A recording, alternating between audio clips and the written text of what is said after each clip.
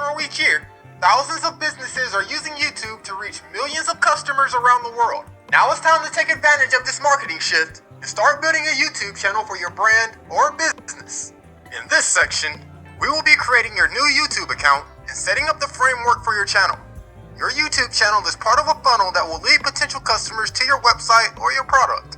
You want to keep this in mind when building your channel to ensure that you have consistent branding and are sending people to the right locations when they click your channel links. So let's take a look at what we'll be covering in this section of the course. We will start by discussing YouTube's policies, guidelines, and rules. In order to keep your channel in good standing with YouTube, you have to follow the rules to avoid any future headaches.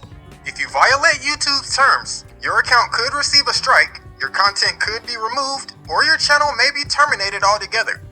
After we have a brief overview of YouTube's rules, we will then go through the process to create your account. This will include steps such as signing up with a Gmail account and selecting your channel name. If you already have an existing YouTube channel, I will show you how to add a new channel to your existing one using the same Gmail. Once your new account is created, we can then begin the process of setting up your new channel. There are multiple things we will need to do before you start uploading videos. This includes things like adding your banner, profile image, and links to your website.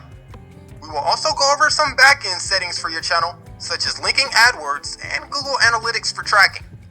In the next lecture, we will review some of the current policies and guidelines for managing your YouTube channel. I'll see you in the next video.